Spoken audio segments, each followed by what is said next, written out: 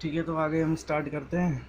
वैसे शायद ये लास्ट टॉपिक ही है तुम्हारा, लेकिन एक बार मैं सिलेबस में देख लूँगा। ठीक है, तो क्या नाम है इसका? साइक्लोट्रॉन। क्या होता है ये साइक्लोट्रॉन? देखो, एक डिवाइस होता है। ठीक है, डिवाइस होता है जो क्या करता है, यूज टू एक्सीलरेट द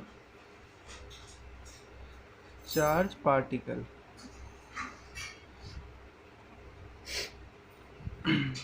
क्या करता है? एक्सीलरेट करता है चार्ज पार्टिकल को। ठीक है, उनकी स्पीड को बढ़ाना, मतलब एक्सीलरेट करना उनको। और चार्ज पार्टिकल कैसे हो सकते हैं? कोई भी हो सकता है, नेगेटिव हो, पॉजिटिव हो। ठीक है, हाँ, या तो प्रोटॉन हो, न्यूट्रॉन, कुछ भी हो, ऐसे ही चार्ज पार्टिकल हो, उसे क्या करने के, एक्सीलरेट करने के लिए ये काम में आता है। ठीक है, अब इसका प्रिंसिपल ऑफ वर्किंग क्या है? देखो, प्रिंसिपल ऑफ वर्किंग।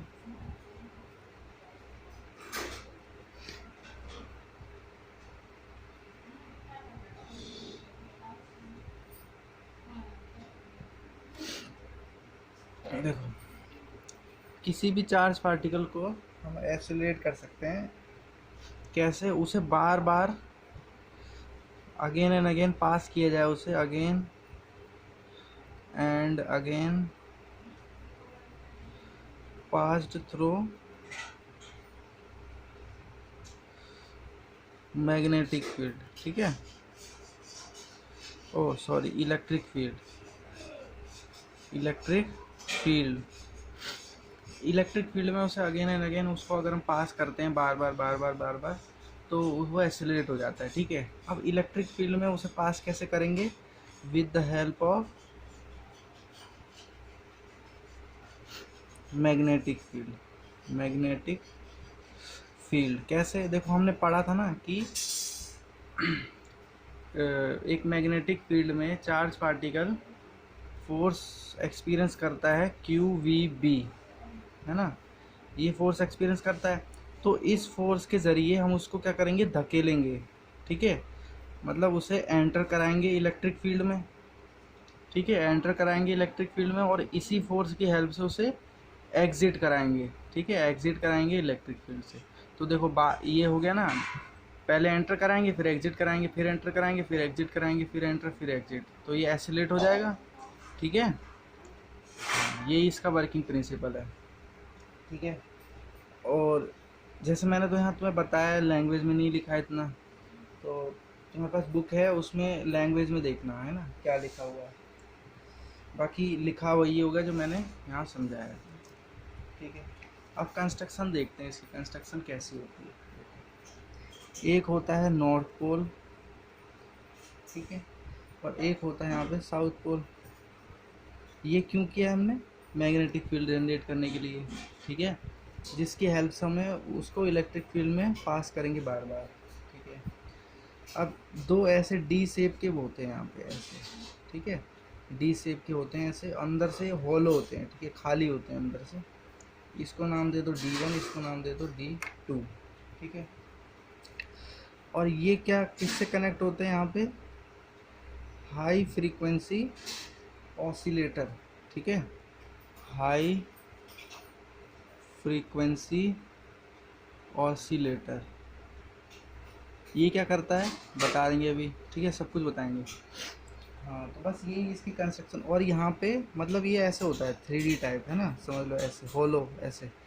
तो यहाँ पे गेट होता है खाली, जो क्या करता है, जैसे अभी बताऊंगा। यहाँ पे खाली गेट होता है। ठीक है, और ये टारगेट है जहाँ पे भी हमें उसको यूज़ करना है। इसको एसिलेटेड चार्ज पार्टिकल को जहाँ भी यूज़ करना है, वो ये टारगेट है। तो यहाँ पे ये जो पॉइंट होता है P, ठीक है, ये पॉइंट होता है P, इसको हम बोलते हैं, क्या बोलते हैं, कुछ नहीं बोलते हैं इसको। यहाँ पे सिर्फ, यहाँ पे जो भी चार्ज पार्टिकल होगा, हमको जिसको एसिलेट करना होगा, वो यहाँ पे रखेंगे हम उसको। ठीक है, यहाँ पे रख देते हैं हम उसको, और वो क्या करता है, वो ऐसे ऐसे शेप बनाता है, ऐसे ऐसे। पहले इसके अंदर जाएगा, D2 के अंदर एंटर करेगा, फिर बाहर आ जाएगा, फिर D1 के अंदर एंटर करेगा, फिर इससे भी बाहर आ जाएगा, ठीक है, फिर D2 के अंदर एंटर करेगा ऐसे, फिर इसके अंदर बाहर अंदर बाहर, ऐसे चलता रहेगा चलता रहेगा चलता रहेगा। और ये देखो एक्सीलेट हो रहा है ना, इसकी बढ़ती जा रही है वेलोसिटी, और फिर यहाँ से ये एग्जिट करता है बाहर, और इसको हम यहाँ पे यूज़ कर लेते हैं ऐसे, ठीक है। तो ये इसकी वर्किंग होती है, लेकिन मैं स्टेप बाय स्टेप वर्किंग आगे बताने वाला हूँ, ठीक है। तो देखो क्या होती है इसकी वर्किंग, देख लो वर्किंग। देखो पहला पॉइंट क्या है कि हमें P पॉइंट पे चार्ज पार्टिकल को लाना है, ठीक है। P पॉइंट पे चार्ज पार्टिकल को हमको लेके आना है। अब वो चार्ज पार्टिकल कैसा भी हो सकता है, हम मानते हैं कि हमने लिया है पॉजिटिव, ठीक है, चलो पॉजिटिव लिया है। अब देखो ये D1 है D2 है, अब हमको क्या, अब D2 के अंदर हमें एंटर कराना है उसको, भाई ऐसा सर्कल बनाना है ना, तो इसके अंदर एंटर कराना है, ठीक है। तो इसके अंदर एंटर कब होगा, देखो ये पॉजिटिव है, ठीक है। तो ये जो हाई फ्रिक्वेंसी ऑसिलेटर है, ये क्या करता है, कंटिन्यूसली इनकी वो चेंज करता रहता है, इन पे चार्ज जो होता है, जैसे D1 पे और D2 पे चार्ज चेंज करता रहता है। तो जब D2 पे चार्ज आएगा नेगेटिव, ठीक है, जब D2 पे चार्ज होगा नेगेटिव, तो नेगेटिव और पॉजिटिव चार्ज, पॉजिटिव यहाँ होगा और नेगेटिव इसके ऊपर होगा D2, तो ये अट्रैक्ट करेगा, तो ये इसकी तरफ मूव करने लगेगा, ठीक है। तो हमारा चार्ज पार्टिकल जो है वो मूव करने लगा D2 के तरफ, ठीक है।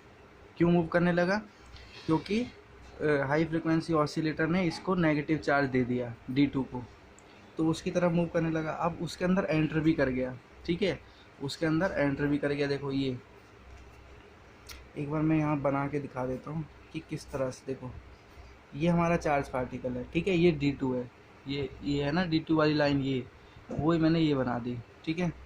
तो ये अट्रैक्ट हुआ ऐसे, देखो अट्रैक्ट हुआ, इसके तरफ मूव करने लगा, फिर इसके अंदर मूव करने लगा, ठीक है। जब अंदर जब मूव करने लगता है तो वो एक कांस्टेंट स्पीड से मूव करने लगता है, ठीक है, कांस्टेंट स्पीड से मूव करने लगता है, या फिर वेलोसिटी बोल लो, ठीक है, कांस्टेंट वेलोसिटी v से मूव करने लगता है वो D2 के अंदर, ठीक है। तो ये ऐसे मूव करने लगा। अब ऐसे ये जा रहा था, लेकिन क्या हुआ, मैग्नेटिक फील्ड की वजह से, और देखो हमने पता था हमें मैग्नेटिक फील्ड की वजह से इससे क्या लगता है, फोर्स लगता है ना। तो मैग्नेटिक फील्ड की वजह से, और मैग्नेटिक फील्ड कैसे, नॉर्थ से साउथ है, तो मतलब इसके तो परपेंडिकुलर हुई, है ना, ऐसे हुई ऐसे, और ये जा कैसे रहा है ऐसे आगे की तरफ, और मैग्नेटिक फील्ड है इस तरफ और ये जा रहा है इस तरफ, तो परपेंडिकुलर हुई, तो उसकी वजह से ये अपना सर्कुलर मोशन शुरू कर देता है ना, मतलब थोड़ा सा सर्कल बनाना शुरू कर देता है ऐसे, और फिर धीरे धीरे उससे बाहर आ जाता है, यहाँ ये बाहर आ गया, है ना, धीरे धीरे यहाँ से बाहर आ गया ऐसे। तो यहाँ पॉइंट पे, इस पॉइंट पे जब पहुँच जाता है यहाँ पे, देखो इस पॉइंट पे पहुँच गया, तो इसने क्या बना लिया, सेमी सर्कल बना लिया, बनाना देखो, ठीक है, सेमी सर्कल बना लिया इसने। अब इसका जो रेडियस होता है r, मतलब ये जो सर्कल बना रहा है उसके रेडियस r, उसकी वैल्यू होती है mv/q_b, ठीक है। देखो बताता हूँ मैं, m मतलब क्या है, mass of the particle, particle का मास, v velocity of the particle, b is the magnetic field and q is the charge on particle, particle पे कितना चार्ज है, ठीक है। और ये होता है इसका रेडियस, ठीक है, रेडियस ऑफ जो सर्कुलर पाथ ट्रेवल कर रहा है चार्ज पार्टिकल, उसका रेडियस ये बनता है, ठीक है। अब ये जो हमारा बाहर आ गया है यहाँ पे, ठीक है, ये बाहर जो आ गया है, तो ये टाइम, ठीक है, ये जो टाइम लगा इसे,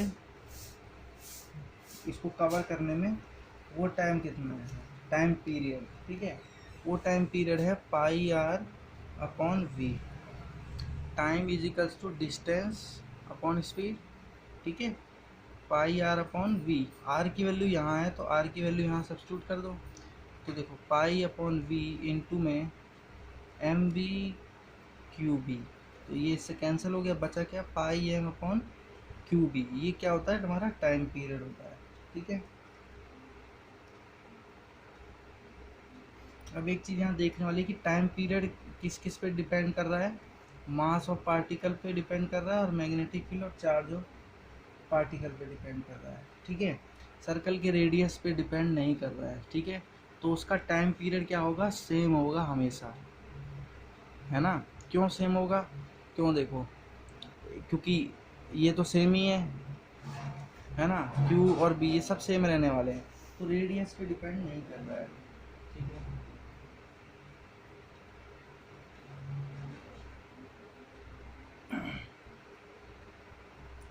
अब ये यहाँ पे जब पहुँच गया है तो ये हमारा D1 है और ये हमारा D2 है, ठीक है, समझ रहे हो ना। D1 D2 ये उनके एंट्री गेट हैं, जो ये है ना, देखो ये और ये बनाया मैंने, ठीक है। तो ये यहाँ पे आ गया था, कहाँ पे आ गया था ये, पेज उड़ रहे हैं,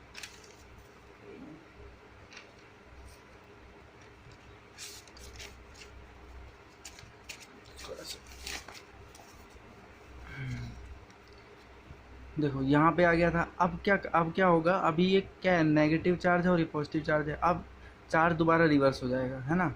अब इस पे नेगेटिव आ जाएगा और इस पे पॉजिटिव आ जाएगा, तो ये पार्टिकल कहाँ जाने लगेगा, अब D1 की तरफ, है ना। अब D1 की तरफ जाने लगा, फिर D1 में एंटर हो जाएगा, फिर यहाँ कांस्टेंट स्पीड से चलेगा, ऐसे चलेगा, ऐसे कांस्टेंट स्पीड पे, फिर यहाँ आ जाएगा बाहर, फिर दोबारा पोलैरिटी रिवर्स हो जाएगी, है ना।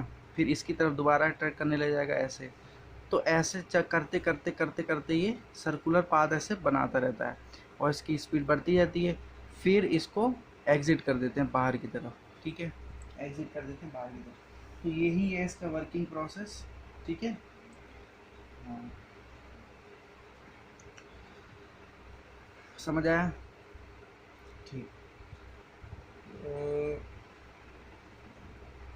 हाँ देखो, इसमें कुछ चीज़ हैं। एक है maximum energy, maximum energy of particle. देखो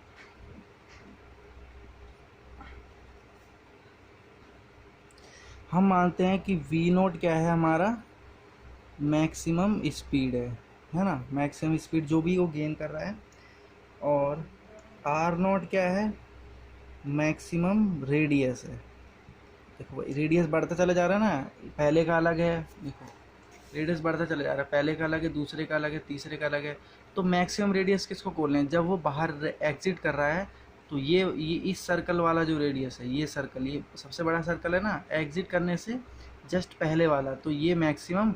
और यहाँ पे जो इसकी वेलोसिटी होगी वो मैक्सिमम वेलोसिटी, वो क्या है, V नॉट और R नॉट है, ठीक है, ये मान लिया हमने। अब देखो जब सर्कुलर मोशन करता है तो क्या होता है, सेंट्रीफ्यूगल फोर्स आता है, mv² upon R not square, और एक फोर्स जो मैग्नेटिक फील्ड उसको लगाएगी, दोनों इक्वल होंगे।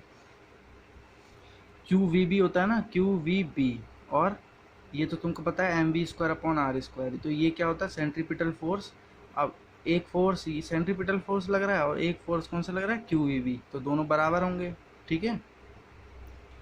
अब यहाँ से V की वैल्यू हम निकाल लेते हैं, ठीक है, V की वैल्यू अब निकालते हैं, तो देखते हैं आगे देखें। नहीं यहाँ R² नहीं आएगा, सॉरी, ठीक है, mv² अपन R ही तो होता है। तो यहाँ से जब मैं V की वैल्यू निकालूँ तो देखो V QB R not upon M, ठीक है। अब देखो एनर्जी क्या होती है, energy maximum half mv not square, mv² होती है एनर्जी, हाफ mv², है ना।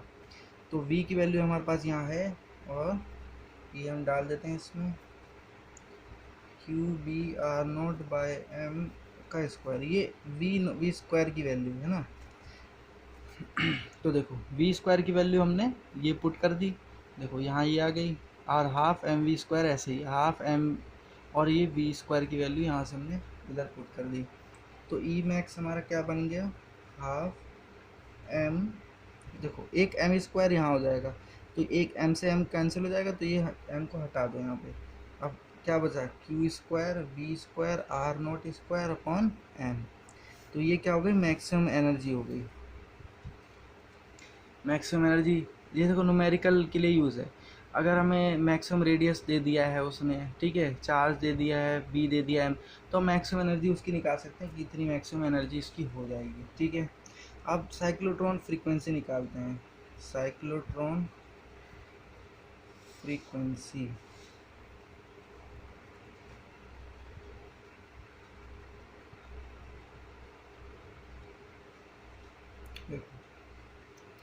देखो फ्रीक्वेंसी का मतलब क्या है यहाँ पे, ये समझ लो। देखो फ्रीक्वेंसी का मतलब वो है कि टाइम पीरियड, एक साइकिल कंप्लीट करने का टाइम पीरियड, है ना, कि यहाँ से चला और ऐसे घूम के आया तो एक साइकिल यहाँ कंप्लीट हुआ।